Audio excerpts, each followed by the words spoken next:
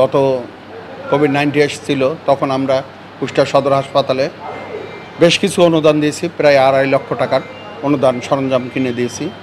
এবং এবার আমরা কুষ্টিয়া সদর হাসপাতালে যে ভাইরাসটা আসছে কোভিড, এর কারণে আমরা 5টা আইসিইউ বেড দান করলাম মিত্র ফাউন্ডেশনের পক্ষ থেকে। এম এ মান্নান কাকন তার অনুদানে মিত্র ফাউন্ডেশন আপনাদের জন্য সহযোগিতা করে যাবে এবং কুষ্টিয়াবাসীকেও আমরা সহযোগিতা করে যাই, তাতে আমাদের এলাকা হাউজিং এলাকায় যথেষ্ট কোভিডে আমরা সহযোগিতা করেছি এবং পরবর্তীতেও চেষ্টা করব যাতে সাধারণ মানুষের সেবা করে যেতে পারে মিত্র ফাউন্ডেশন। আমরা চিকিৎসা, তারপর খাদ্য, চিকিৎসায় এলাকায় কিছু মানুষ বাইরে বেরোতে পারে না, তাদের খাদ্য দিয়ে গেছি গত কোভিড-19-এ। এবারও চেষ্টা করব যাতে তাদের পাশে আমরা দাঁড়াতে পারি মিত্র ফাউন্ডেশনের পক্ষ থেকে।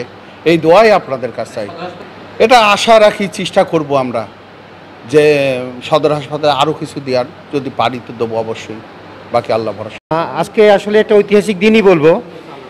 আমাদের সবার খুব প্রিয় এবং খুব পছন্দের এবং সম্মানীয় আমাদের মান্নান ভাই, উনি এর আগেও আমাদেরকে হেল্প করেছেন আগের করোনার শিডিউলে। আর এখন আমরা ওনার কাছ থেকে 5টা বেডের অনুদান পেলাম, যেটা আমাদের এই সময়ের জন্য খুবই দরকারি একটা ব্যাপার। কারণ আমরা স্বাস্থ্য দপ্তর থেকে নির্দেশনা পেয়েছি এবং খুব দ্রুত আমরা কোভিডদেরকে শনাক্ত যাদেরকে করব তাদেরকে ভর্তির ব্যবস্থা করব। এখন আমরা RT-PCR ব্যবস্থা হয়নি বলে রোগী ভর্তি করছি না, সবাইকে বাসায় নিরাপদে দূরত্ব রেখে স্বাস্থ্যবিধি মেনে থাকতে বলছি। তো এই আসন্ন করোনা পরিস্থিতিতে আমরা সবাইকেই বলবো একটা কথা, যে আতঙ্কিত হওয়ার কিছু নাই, স্বাস্থ্যবিধি মেনে থাকলে আমরা মেনে চললে আমরা ইনশাল্লাহ এই পরিস্থিতি উতরে যাব এবারও। আর গতবারও আমরা সদর হাসপাতাল থেকে আমরা অনেক ভালো পারফরমেন্স দেখাতে পেরেছি। আমরা এবারও সব রকম পরিস্থিতির জন্য প্রস্তুত।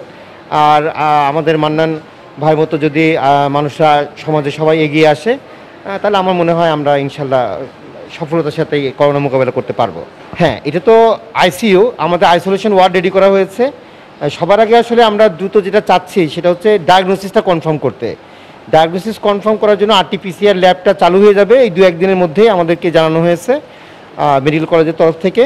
তারপরে যারা আমরা ভর্তিযোগ্য সেই সব রোগীদের জন্য আমরা পাশেই এই রুমটার পাশে আইসোলেশন ওয়ার্ড সেটাকে রেডি করেছি এবং যারা একটু ক্রিটিক্যাল হবে, অক্সিজেন লেভেল কমে যাবে বা আইসিইউ দরকার হবে, তাদেরকে আমরা এইখানে এই আইসিইউতে আমরা শিফট করবো। এটা dedicated corona dedicated ICU ward. আর হাই ফ্লো অক্সিজেন আমাদের আগের থেকে আমরা রেডি ছিল, এখন আমাদের নিজস্ব অক্সিজেন প্ল্যান্ট আছে। এই 2-3 দিন আগে আমাদের ডিসি মহোদয় স্যার এটা এসে দেখে গেছেন পুরো সরজমিনে, মোটামুটি সিভিল সার্জন স্যারও আসছিলেন এবং তারা সবাই সন্তুষ্টি প্রকাশ করেছে আমাদের প্রস্তুতির জন্য।